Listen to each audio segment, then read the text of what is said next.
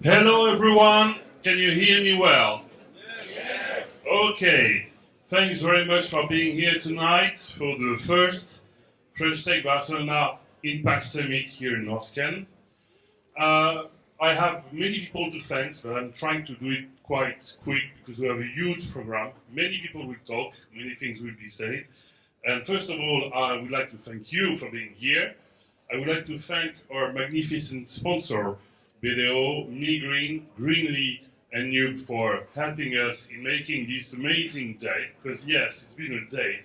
We started with a workshop, and that's the first people I would like to thank.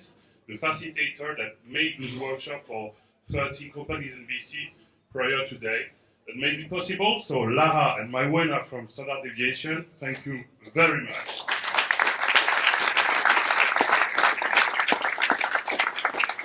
Ryan, that you will be seeing quite often during this panel and ceremony. Thank you very much, Ryan, for all. And Eli Casamijana from Impactive, where are you? Thank you very much. And I would lastly say a big, huge, specific thanks for the people that made it possible, really, by working their ass off for the last 3 months, that are member of the board of the French Tech Barcelona. And I would like you to clap so loud that the people in the W Hotel, in the fucking hotel room, can hear us clapping. It's David, Maureen, and Amélie. Thank you very much.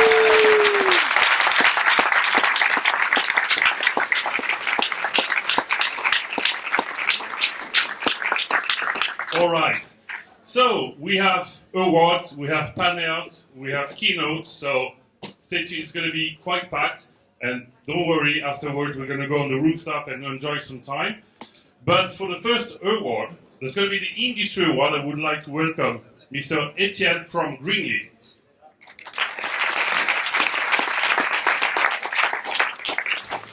Hello everyone. Hello everyone. Excited to be here. It's true. You hear me? Now. Yes. Okay. So extremely excited to be here and happy to present this industry award. Thanks Guillaume and the team for making it happen. Also Norrsken for the space. It's really an amazing space. My name is Etienne. Esteban en español. We are building Greenly. We're with a team of 200 people across Europe and North America. Across Europe and North America. We are helping basically more than 2,000 companies basically to measure their CO2 emissions and to craft carbon reduction trajectories. So basically, when you help them to implement reduction actions, it can be in their supply chain, in their scope 3. It can be to help and implement actions with their employees. It can be also for their internal processes, so with the machineries. And so in the US, we also like to take this angle of carbon reduction is correlated to cost reduction. So to allow any type of business to reduce their carbon emissions. Also, you might have heard about CSRD that is coming up really soon, and it's a great framework that will, for the first time, allow analysts, to basically understand and compare the progress on the ESG topics of different companies. So that's going to be super exciting.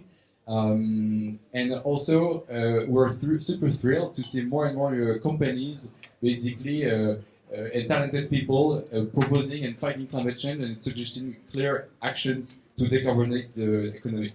So you are giving the industry awards. So we have, good. So we have 3 nominees. Boomerang, Carbometrics, and O11H. We're going to have to know how to spell these words because it's been 3 days. I'm thinking, okay, it's 011H, whatever. So the winner is. It's 011H. Lucas from 011H.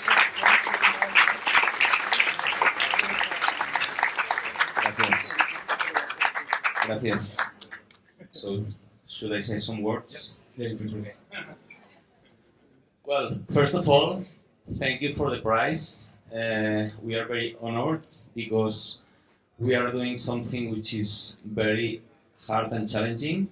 So any recognition and any visibility we can have to spread the word of what we are doing is very important for us. You said two things that are very relevant for us. One is decarbonizing and the other one is supply chain. So 011H is trying to solve two of the most pressing challenges in the world, climate change, but also shortage of affordable living, by transitioning the built environment to a sustainable one. That means building net zero. That means building faster with a more reliable production capacity and cost competitive. So solving this trilemma, net zero, reliable capacity, and price competitive, which is our contribution to the world. Okay, this is our task. And that was a dream 4 years ago. Now it's a reality.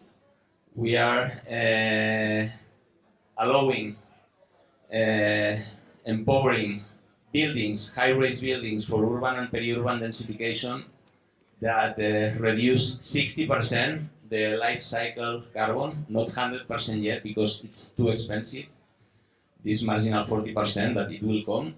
We are reducing 30-40% timescales, which is like 5-6 months in a 20-month conventional project. We are reducing the deviation between design and end of works to 6%, while the best benchmarks in the industry are 10%. And we are not yet cheaper, but we are in the market range and reducing cost per square meter built very quickly. So thank you very much. This is thanks to software and how software is enabling a different supply chain. So we are building what we call cloud manufacturing, bringing together suppliers of prefab solutions, sustainable materials, with designers, with contractors, and with trades. So they, from the beginning of the design phase to the end, can design and build this new way. Thank you very much, Lucas. Thank you. So, next we're going to have our first panel, and the topic of the panel is, I think, the one topic of the impact, which is how do I get a seat in Norrsken? No, it's not that. The one topic of the impact economy is how to align purpose and profits. Because we all know it's the key challenge of most of you here working in impact. You have two missions, is make the world a better place, safeguard many things, and also we're talking about companies, so we're talking about profit. To hold this panel, I'm going to ask Ryan to come here, alongside with Laura Roca from Wallbox, Sebastian from Glovo, and Guillaume from IKEA.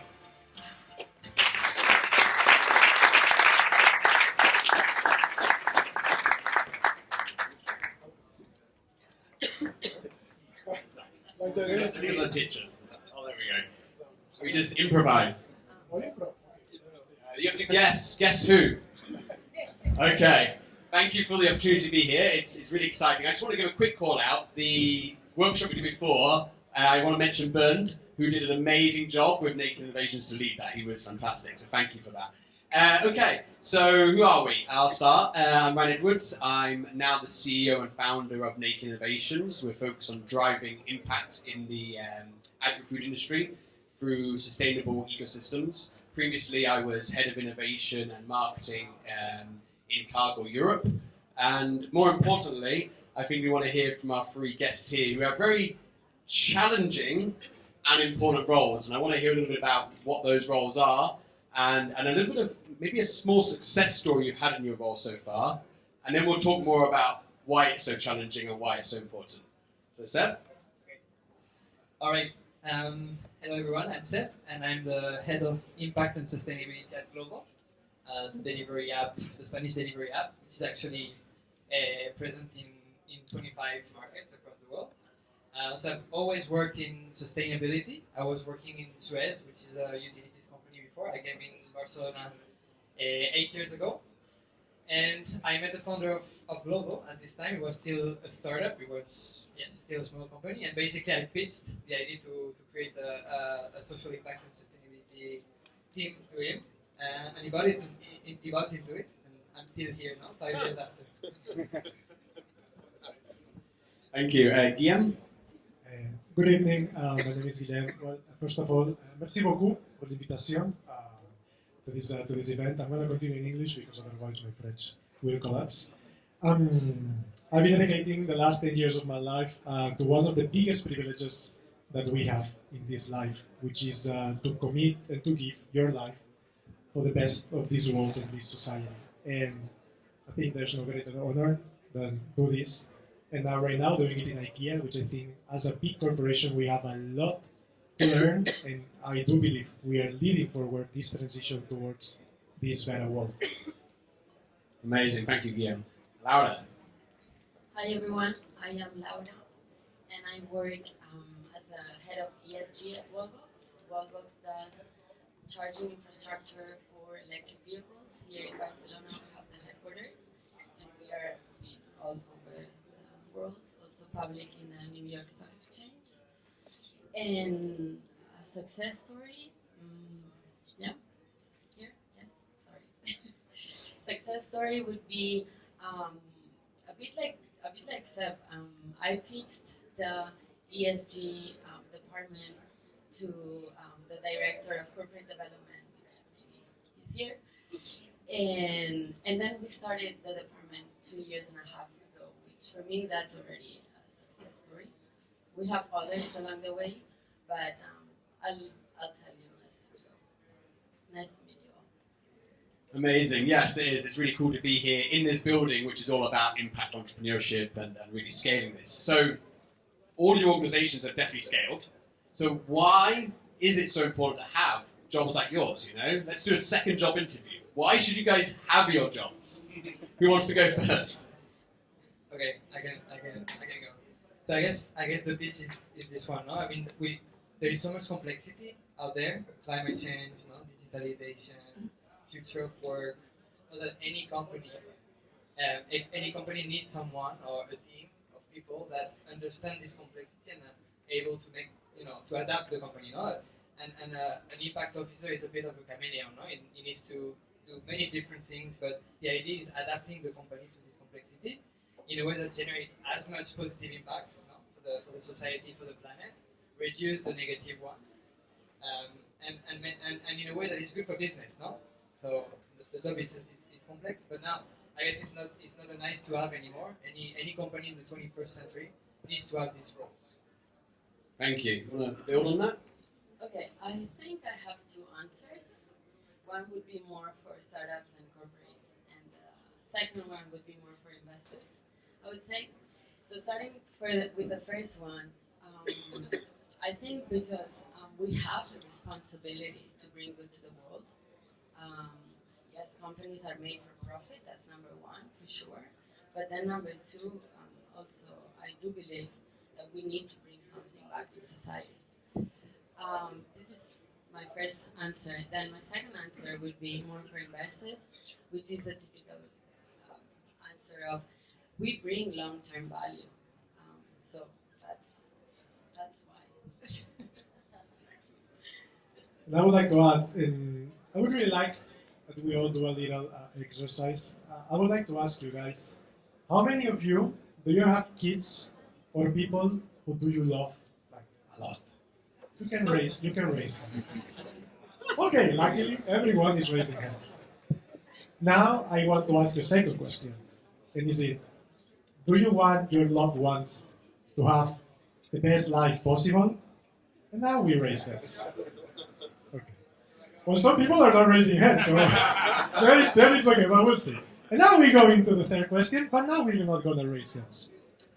Now we're just going to ask ourselves, do you think that you could look directly into the eyes of your loved ones and tell them that you are doing everything that you can in your investments, in your day-to-day decisions, to give to them the best present and the best future possible. I don't want you to raise hands, but I want to tell you that that's why you should have people like us in your companies, so that you can make sure that you can look at the eyes of the people that you love, and you can say, hey, I'm doing as much as I can, so that you can have the best present and the best future possible. That's really beautiful. Kind of emotional. Yeah. And it's clearly genuine. And I think that's the point, is that sounds so clear and obvious. So why is it not happening? What is it? What are these big challenges that we have to overcome to balance purpose and profit in these organizations? Yeah, shall I go? Okay.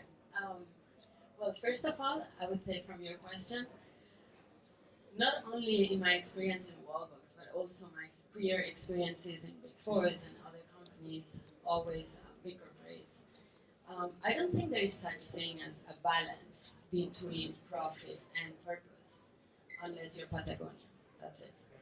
But otherwise, I think there is such thing of first is profit, and then if purpose brings profit, then there is purpose as well.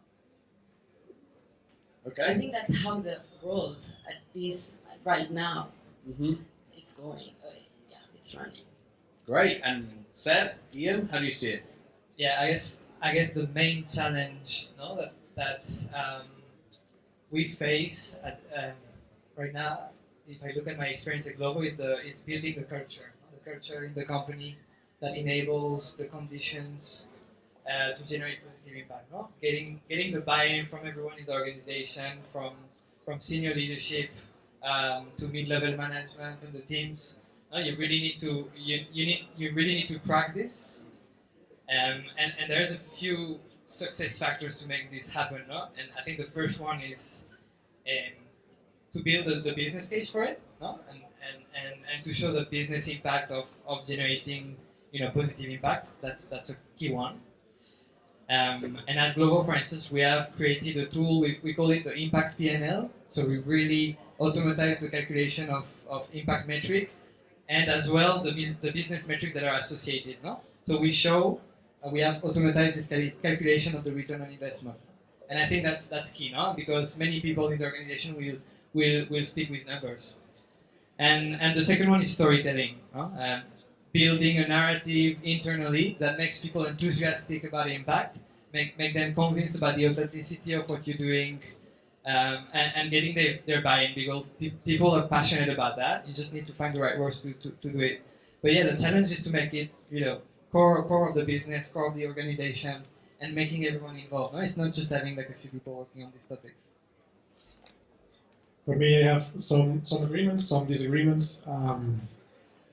I do believe there is not profit without purpose. If we only focus in the following years only in the short term, there will be no long term. It's easy like this, okay? But in the end, money is just a means towards the higher end. And that's purpose, the higher end.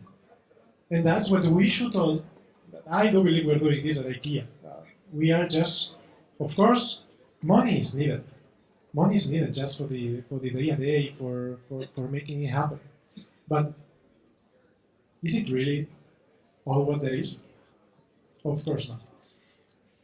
So definitely, guys, we all have to look and to go back to the purpose, to understand the why we do what we do every day. This doesn't mean that now we have all to become like we don't do business at all. No, that's not what I'm saying. No, definitely, sustainability must understand business, and business must understand sustainability, and there has to be a creation of a marriage between these two. It's like there's no ecology without economy. They are both tied together. Let's not forget everything that we do. Our bodies are linked to the earth. When we die, we go straight to the soil, and we grow back from that. So let's never forget, if there is a business, if there is profit or purpose. There is both. And in each organization, you must find what it means, and how to bring these two together. That's really clear the way you say it. So if you're sitting here with your CEO or the mid-level managers, who maybe their KPIs might be focused on sort of commission-based possibly, how are you having these conversations? How are you taking them on that journey to get to where you are? So taking or following up on what Seb's mentioned before, I do believe that it's very important to really understand what is that you do, what is your sector, industry, what is your company doing. And from there, instead of trying to go into all the SDGs and have this general story, I would say go deep on the actions that really create impact within your company. The 2-3 main actions, and go deep on those. Understand the risks, understand the opportunities there, understand where they are within the value chain, quantify them, and once you have put some KPIs, that's very important. I think someone mentioned here KPIs, quantifiable KPIs, and that's when people start listening at you, I feel. When you have real numbers, real tangible things in there. I agree a lot with the KPIs. I mean, sustainability sometimes has lacked a lot of economic KPIs. No? And for example, in IKEA, I overrun or I am in charge or responsible of taking care of 16 different KPIs, both in very economical activities and also on climate activities and also on social impact activities. And it's super important because without KPIs, you don't have a direction where to go. So that's absolutely clear, and I really think this is something that is really needed. That's a bit what I was saying before. We must bring business into sustainability in order for this to happen.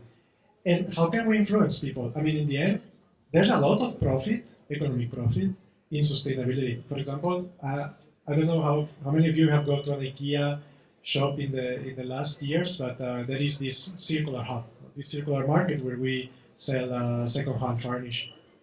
For 10 years, we've had a super steady and super similar income from this part.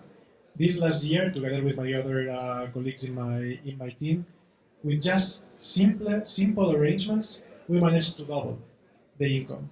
And it's a market, a second-hand market for us, that is growing at a 30% every year, and we have a potential of multiplying per 10 the income that we can get from there. And it's not only that, it's full of niche opportunities. We just have to be not profit-oriented. We just have to be problem-solver-oriented. And then, when you focus on that, that's marketing, actually. When you focus on solving problems, find a lot of opportunities and a lot of places to generate some income. Yeah, I agree with both. I mean, on the KPIs, of course. I mean, show the numbers. That's how you're gonna convince what's gonna bring to the business directly on the P&L, because some initiatives bring direct benefits, like savings for environmental best practices, or indirect benefits, like brand reputation, retention of customers. So there is different ways to show the numbers and to prove this. And to go back to what you were saying, Laura, on choosing 2-3 focus areas, priority areas where you can really make a difference. That's also something powerful, finding your superpowers. And not all companies are impact companies at their core, but any company can have a superpower, and you can repurpose your assets, your people, your technology, whatever. You can always repurpose it for good, And I think that's something really strong that also can help you manage to convince your audience, showing, hey, what we're building, it can be repurposed for good. That's our superpower, and let's put it at the service of the society, or the planet. Thank you. So you've got a group of impact innovators here who are all eager to hear one final message on how they can make a difference. So what would you each quickly say to them?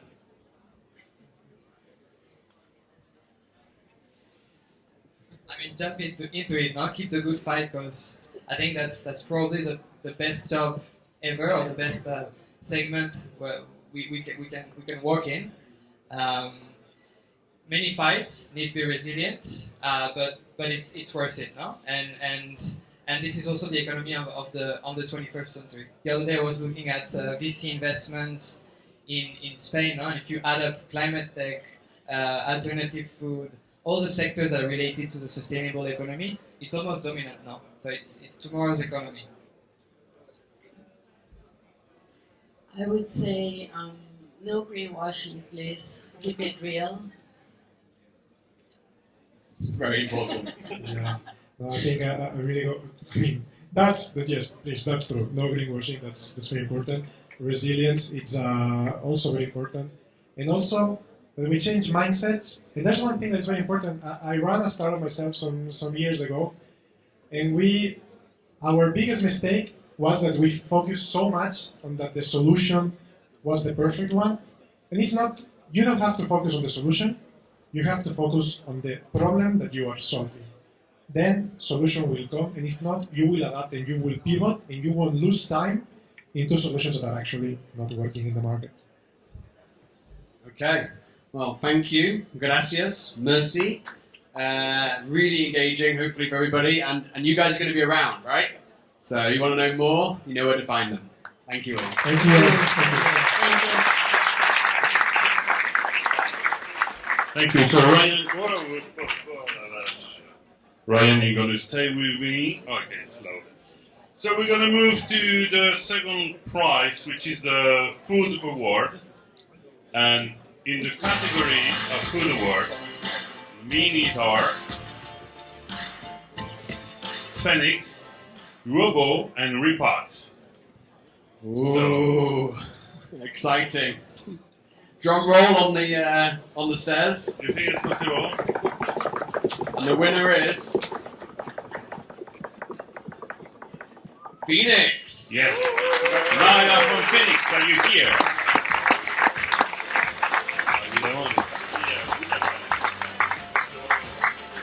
Somebody's running. Yeah. Maya, alors, bon, he's transitioning, but she's... Okay. Hello, Maya. Ah, ça se passe? So, Jean-Baptiste, please come Good afternoon. here. So, Maya, can you tell us a bit You about can- yourself? You can call me Maria. Okay. Maria, she's right there. Okay, but my note I had Maya. Oh, JB, tell us a bit about Phoenix. I know Phoenix is well known in France. What are you doing? And you're also in Spain. So, what is Phoenix doing, and what are you doing here? Thank you very much. I was absolutely not expecting to be one of the winners tonight. I was right there looking at the things from outside, I would say. So very happy to have this prize. So what do we do in Phoenix? We try to solve a part of a huge problem, which is food waste. So I just say that we try to solve a part of a huge problem because it's a very big problem. So we focus in one single, mainly in one single industry, the supermarket chains, and we try to help them reducing their waste and optimizing their surplus, the way they handle surplus. And basically, by doing this, we make them win more money, basically, and they basically stop throwing away food by giving the food, donating the food to charities. Thank you, Jean-Baptiste. And do you have like one number of what you saved or the impact in one number of Phoenix in tons? I think, if I'm not wrong, if I'm not mistaken, we are reaching 1 million tons of food. In France, there is one big figures. We handle nearly 15% of the whole food that is donating at a global level in France. Amazing. Thank you very much, Jean-Baptiste. Well deserved. Thank you very much. Merci. Okay. So, next is going to be a keynote about energy. So, can I ask Mr. Booter to be here, to come with me from Célébration? And the title is The Growing Energy Crisis and Our Path Forward. So, Booter, please come here. Wouter has a special friend. I think we all want to start with the friends you recently announced you have in your cap table. Because Wouter has in his cap table, and I think not a lot of people can say that Leonardo DiCaprio invested in Solamente recently. So I mean, he has his number. So girls, I mean, underage girls, reach out to Wouter. Go on. So, thanks. It's Thursday night, Barcelona, 8 o'clock. So we can talk about climate change, but like half of the people have are thinking of their beer that they're going to have on the rooftop. So I'm going to take 45 minutes to talk about climate change. Okay. So yesterday I was watching the documentary. It's called Before the Floods by Barack Obama and Leonardo DiCaprio. And they said something interesting. They said, we're the first generation that feel the negative effects of climate change, but we're also the only one that can do something about it. And why I mention this is that I'm not going to say, guys, we really have to take action, because I assume everybody knows. I'm going to talk about how we can make an individual impact locally without initial investment today.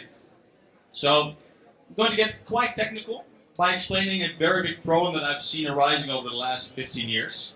I've been working in climate tech for 15 years, and every year we need more energy, more electric energy. So in 20 years we're going to double our energy needs worldwide. Also in 20 years the grid will be outdated. The grid, energy network, all these cables you see basically when you are outside have a lifespan of around 50 years. That means in a couple of years we'll have a severe problem that there won't be energy available when we actually need it. So why I'm actually saying this? Because if the solution is to just install solar panels, EV chargers, batteries, and they've been proved to be successful, why on earth is not everybody installing solar? That's a good question. I don't have the answer, but many feedback that we get day in, day out is that, yeah, I think it's too expensive. Why should I invest something that has a benefit in a couple of years? I mean, we humans we're simple creatures. We have a very short-term vision. Not all founders have, but most of the people can only think of the problems that we have today. And that is completely normal. Like, can I pay my taxes? Can I pay my bills? Can I fill up my gasoline car when I'm at the gas station? So why on earth should I pay my hard-earned money into something that is solving climate change? And although these solutions pay for themselves, like solar energy has been proved to be successful, it does work. But the solution is not just to install solar. There's a massive big problem when we just install solar. Big solar fields will power the grid too much. There will be grid failures. So besides just installing solar, I'm going to give you a fun fact before I'm going to talk about the solution. I have something in my hands. I'll explain you later what it is. Not only in Barcelona, but in the full world, in only 1 hour, there's enough energy that hits Earth's surface to power the full Earth for 1 full year. That is crazy. So the challenge we face is not if we can generate enough electricity, but to make clean and cheap energy available at moments that we actually need it. Now we're all here in the evening in Barcelona at the beach, but when we come home, start heating our house, cooling our house, cooking, charging our expensive Tesla that we're all going to buy, but then we are using energy at moments that it's not available. So how are we solving that? By financing solar energy solutions and connect all solar energy, heating systems, cooling systems, aerothermia, batteries, and EV chargers, bi-directional EV chargers in one platform. And Solamente pays for that, so you don't have to pay for that. We just sell money printing machines that generate money and save climate from day one. How long do I have? Fantastic, 2 more minutes. So, what Solamente does is at very large scale installing, delivering, and financing residential and commercial solar energy solutions throughout Spain. We have 1,000 customers already connected to our platform that generates enough capacity to transit the energy surplus that we have during the day and make it available during the night. So, if solar energy solutions already pay for themselves, and even Solamente pays for that, what are you waiting for? And if we can even get, indeed, Leonardo DiCaprio invest in Solamente to promote renewable energy solutions in Barcelona, I'm only going to challenge you. What are you waiting for? Gentlemen and gentlewomen, thank you so much for your attention. I'll be happy to answer some more questions upstairs and to give you some insights how this magic box actually works and how Solament is changing the way we produce, consume and distribute energy. Thank you so much. My name is Wouter Dreyer, CEO and co-founder of Solament. I see you upstairs. Thank you very much, Wouter. So let's move. Actually, that's the word we should use because we're gonna give the mobility award. And I'm gonna ask Bastien from Electra to join me on stage. So, Bastien, Electra is one of the big unicorns in France. No, we are the only one. Yeah. You're one of the most known scale-up when it comes to car recharging and many other things. Yes. So, can you just explain us a bit quickly what Electra does and why you are now launching it from Spain and what you're doing here? Okay. Hello guys. Hello everyone. So Electra is a French company that was created in 2021. Actually, now is an European scale-up because we are present in 9 countries, including Spain, and that's why I'm here because I'm launching Spain since September. And Electra is a charging point operator, and actually it's a very good transition between the energy, the batteries, the mobility, and I'm very proud to give this prize to a new company in this mobility sector because I think it's one of the biggest challenges of our area right now. It has an impact in the society, but also in the energy. And the mission in Electra, what we have like a first mission, the first purpose, why we are getting up every day, is that we want to get independent from the petrol. You know, the petrol is the one thing in Europe that we do not control in economics, but also in the society. So we need to change that, and Electra has born with this purpose to tackle these points by creating a lot of stations. And actually, Electra is like a very beautiful company, and we are very proud to be now 250 to have raised 800 million euros, and actually one of the best actors of the sector right now in Europe, one of the leaders. So very proud to get this award. So the nominees are Wisp, Cleta, and Tenders.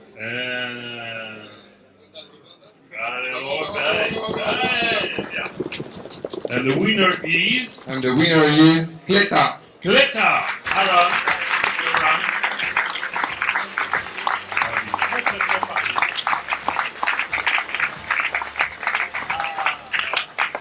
Sinon, il y avait Jean-Baptiste qui pouvait revenir. Maria. Once again.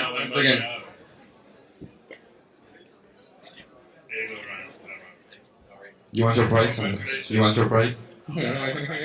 Thank you guys. Congratulations. And thank you to everybody. I should just do a brief summary of the company. Yeah, I think we all see you around. For those who live in Barcelona, we see you all around, and the question is kind of what's next for Cleta? I mean, now that you've conquered Barcelona. Yeah, that's a good question, and as you guys know, we are the yellow tires that you see everywhere around the city. We are in Barcelona, we're in Valencia. We have plans over the next 2 years to expand to 3 more cities in Spain. The other thing we're doing is going from what was our core service, which was a monthly service, which pitched reliability, consistency, and ease of use and sign up, to being really a full solution for urban commuting. So what we want to do is not only allow you to rent on a monthly basis like we do today, but you can go into our new store, as for example, on Enrique Granados, which is one of the best streets, I think, in all of Barcelona, as you guys know, and buy a much wider variety of urban commuting bicycles. It's a hand-picked, selected by what we like to think of as our in-house experts. So as you decide to go from now subscribing to buying and owning, you can do it through us. So those are the 2 we're going to both expand geographically as well as offer a broader service line. So anybody who wants to commute via bike can do it, because ultimately we're trying to kill traffic. That's the mission, and hopefully we'll do it, or maybe we'll create bike traffic, which would be good. Thank you guys again for having us. Thank you. So, how did you like the program so far? Was it good, diverse? Good? Okay, so it's already time for the last panel. So, I mean, one of the things that we wanted it to be quick, fast, and efficient. I think we more or less managed to do that. So, our last panel, a bit mirroring what we were talking about purpose and profit, is going to talk about, the VCs. I don't know if you know what VCs are. Some of you are. It's not a disease. It's a bit between, whatever. So I think venture capital is key in financing the impact movement, and it needs, if we go, we are getting out of 20, 30 years where tech was driving investment. And I think there is a shift. The paradigm is changing towards impact, and it needs a redefinition of how to invest for sustainable growth. And in order to give some answers to that, I'm going to call Ivo from Climate Farmer, Charlotte from Remise de Capital, Nuno from Go Parity, and Jaime from Chez.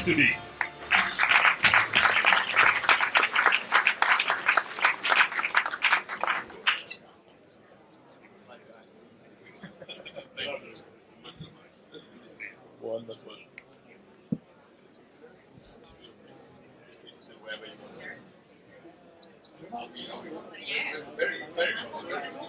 Very good. Wonderful. Thank you very much for coming, and thank you very much for still being here. Love the program so far. I'm Ivo, one of the co-founders of Climate Farmers, and a founder of an impact startup myself. We work a lot with investors, we talk a lot with investors. As you've seen tonight, there are wonderful ideas, there's a lot going on. In order to make these ideas happen, we need money.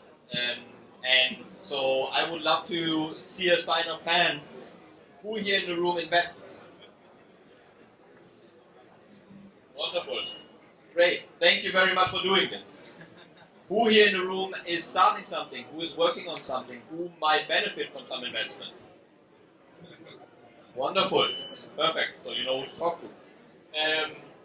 I want to talk tonight with these wonderful people here about the next step in Impact VC. As we have heard, we are entering a new paradigm where impact is extremely important for the way that our society works, and we will only get there if we have the appropriate finance instruments. And so I would love to explore tonight what these next steps in Impact VC would look like, whether we are there already, and what else needs to be done. So I'm very glad that we have this panel tonight. Maybe you can quickly introduce yourselves, name, organization, we'll get into the details from there. Simon, you want to start? Thanks, Ivo. Hi, everyone. I'm Jaime, investment manager at Cette Ventures. Basically, it's an early-stage venture capital impact firm based out of Barcelona. We raised our first fund in 2021, 55 million euros to invest in early stages, from pre-seed to Series A, mainly focused on Spanish startups by investing across Europe. So we invest mainly in climate tech, health tech, and ed tech, tickets between 500,000 and 1 million. Wonderful, thank you. So, hi everyone, I'm Charlotte from Remise de Capital. Thank you, Ivo, for hosting this roundtable, and thank you to the French Tech Barcelona for hosting us this evening. Remise de Capital, we're a French impact firm based in Paris but investing across Europe. We basically have today 400 million under management. We invest ticket between 1 million until 15 million. So the 400 million are actually split across 3 different vehicles. It goes from pre-seed to growth stage fund, investing whether it's solutions that are tackling social or environmental issues. So basically circular economy, low carbon construction, and so the 11H this evening here. We're investing also in renewable energy, electric mobility, for everything which is on climate, and then for social, it's mainly education, training, healthcare, and accessibility as well. Wonderful. Thank you very much. Nuno. Hi everyone, I'm Nuno. I'm one of the co-founders of GoParity. GoParity is an impact investing platform where we allow people and companies to lend money to sustainable projects. So we operate a crowd lending model to allow people to choose how they make profit with their money. We are based out of Lisbon, now we're also in Barcelona. We also have a company in Canada, We have funded projects in 18 countries worldwide. We have funded more than 300 projects and 36 million euros have been invested. More importantly, we have helped positively impact the lives of almost 90,000 people. We help avoid more than 25,000 tons of CO2 being emitted every year, and we also help generate a lot of solar power. Wonderful, thank you. Somebody has his numbers here. Great. So maybe to start, because we've heard sort of how does impact and profit work together, it would be great to hear one example here from Charlotte of wonderful friends of mine that I'd love to also have you on the stage. You want to go? Sure. Yes, so when you ask us, to think of a concrete example of a successful impact investment, I thought, how first do you define success? And I think our goal at Redefining Capital is really to show that we can invest in companies that, by putting impact at the core of their business model, they can really align impact performance and business performance. And so in that sense, we are now showing that we have more and more examples of that, one of them being soil capital. So very short, soil capital is a regenerative agriculture solution, so they're helping farmers in their transition to regen ag. And they actually put impact at the core of the business model because they're getting revenues directly from the number of farmers that are getting in their program, but also from the change in practices that the farmers are actually applying to their crops. What we liked about soil capital is not only, of course, the companies growing well and performing well, so they're also performing well from an impact perspective, but if you look at the whole value chain, so we, as an investment firm, are satisfied with this investment, the company as well it is, but when you look at the customer and the farmers, we also see that by changing their practices, they have crops and farms that are now more resilient, so it also brings more economic performance to the farmers itself. So we think it's very important to think of impact along the whole value chain from the investor to the ultimate customer and beneficiaries, and also have a very comprehensive view of your impact, and agriculture is quite magical for that because it's not only environmental, but it's also linked to social impact, of course, because you have then the, you know that this industry and agriculture is a very damaged industry, so the economical impact for the farmers very important. By improving their practices, they're actually having crops and farms that are more resilient, and so they can be more robust against all the whatever extreme challenge that they're facing. And then you also have the way that they perform better from an economic perspective, which is very important for us as well. Exactly. So I think to go to Laura's point earlier, on these two things come together, and there is no separation between them, right? And regenerative agriculture is that perfect example where these two things need to come together to really work. Wonderful, thank you. Now, many here in the room work with investors. We sometimes have more fun, sometimes less fun working with investors and working with investment. And I'd love to hear from the perspective of all of you. We have two more VC models, one more crowd lending model. Where do you see the space today?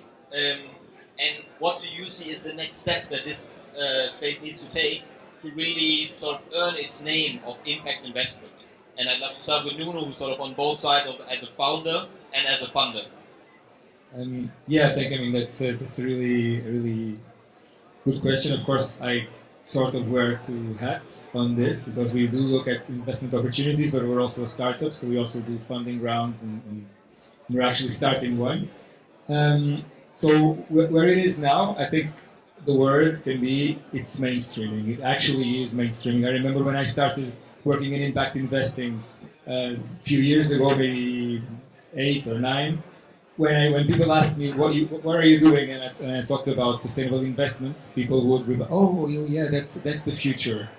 And nowadays, when I give the same reply, the reaction I get is, "Oh, that's the thing now." Yeah? So this is where I think we are now.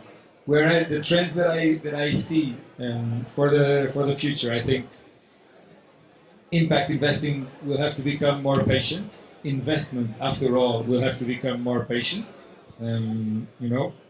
Sustainability, I think you mentioned it. Sustainability requires long-term thinking. There's no way to avoid this.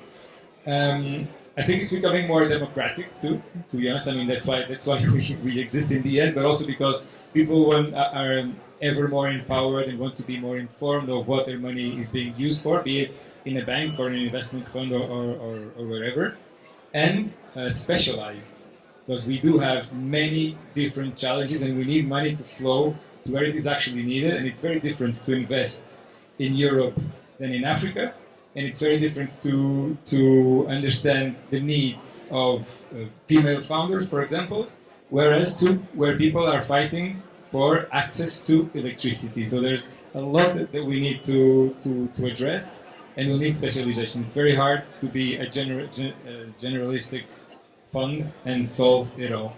Wonderful points. So one, just to reiterate, we have the patience issue. So traditional VC is relatively quick, and we need a turnaround relatively quickly, but system change does not come quickly, and we need time. We need the patient capital to come in. Two, it's democratic. It's democratic. It's not something anymore that is only by few people that have the means. And three, we need it in each niche, and we need the specialized VCs or the specialized investors that really understand each niche and can really serve the founders. Thank you very much. What about you, Charlotte? Yeah.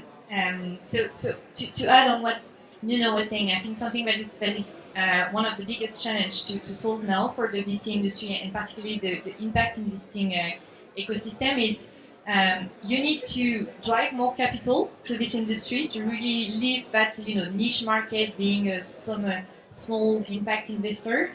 So you need to adapt and try to play against the rules of the standard VC ecosystem, but also making sure that then you maintain this impact and you don't go to more business standard solution. And so for that, I think you also need patient capital is very key. That would be one of the key success factors to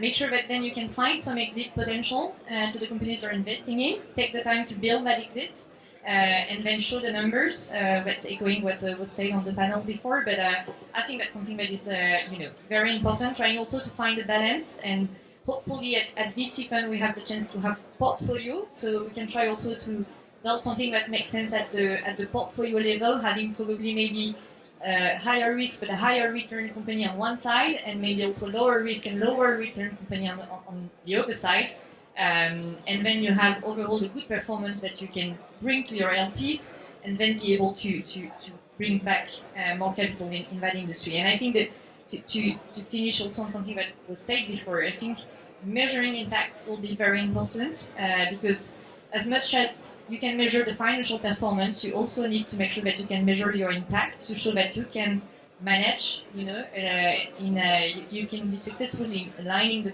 both impact and financial performance. And these numbers will help also to bring more capital to the industry. Wonderful. So we hear very clearly, again, patient capital, number one. I'm going to reiterate this is important.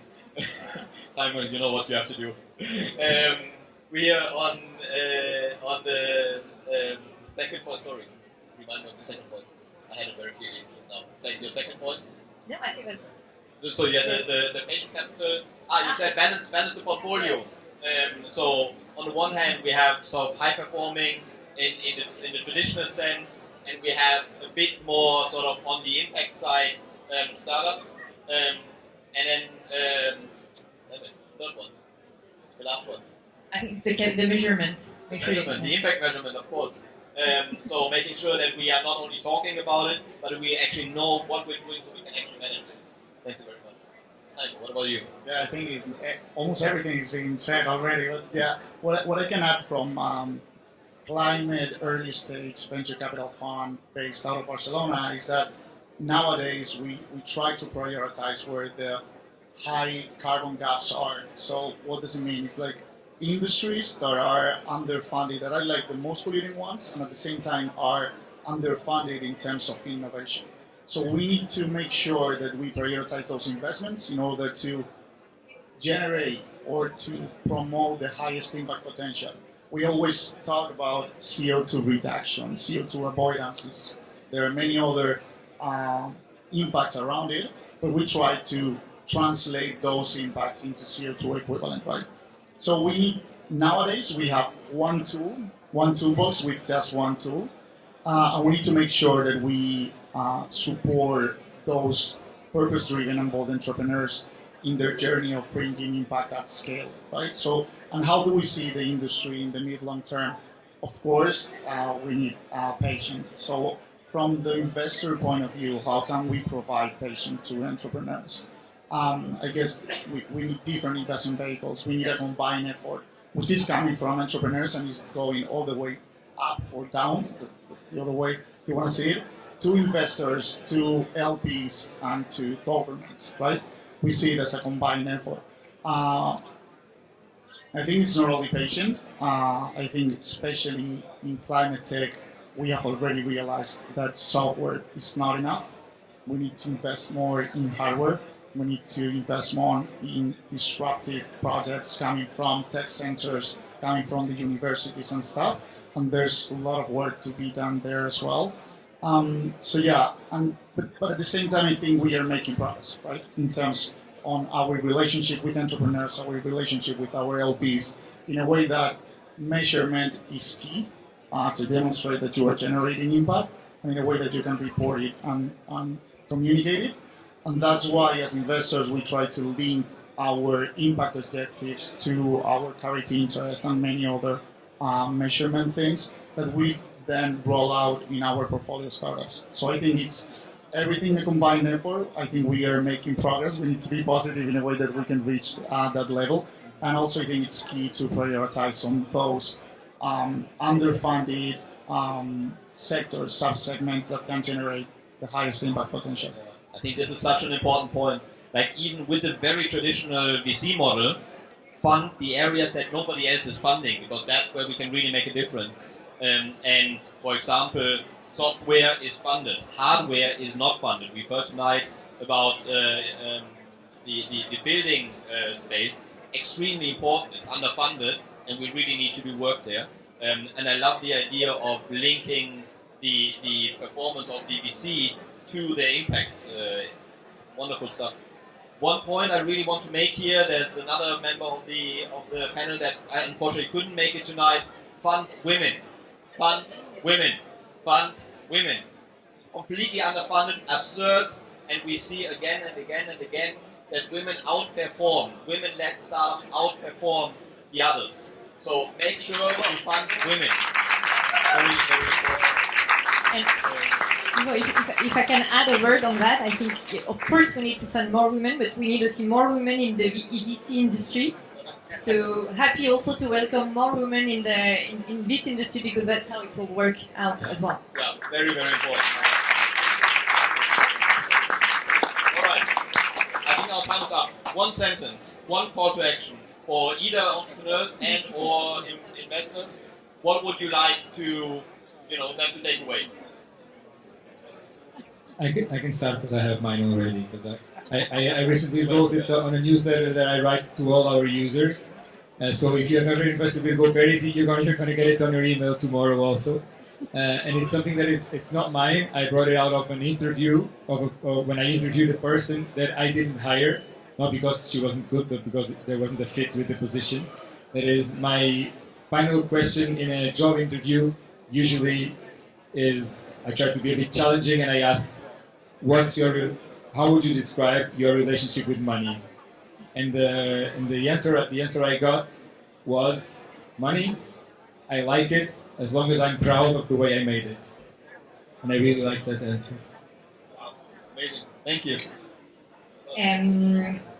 Not easy to follow on that, but I think something I would like to say maybe to entrepreneurs is, one advice I would have is make impact your unfair competitive advantage. I think that's something that would really change the trajectory of your company. It will become then more resilient. You'll, every economic downturn, because you're addressing essential needs or essential services, then it will remain.